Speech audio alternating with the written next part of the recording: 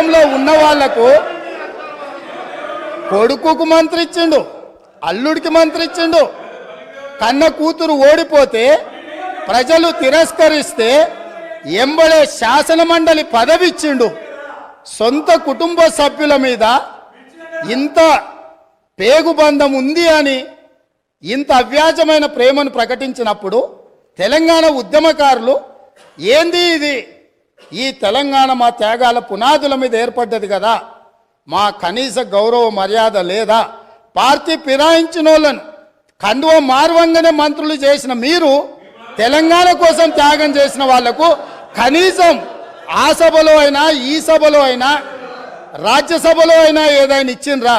Corona సమయంలో black మార్కెట్లో corona మందు 2000 రూపాయల దాన్ని 50,000కు అమ్ముకొని 424 కోట్లు నల్లధనం ఒకే దగ్గర దొరికిన వాళ్ళకు రాజ్యసభ అమ్ముకున్న చరిత్ర మీది.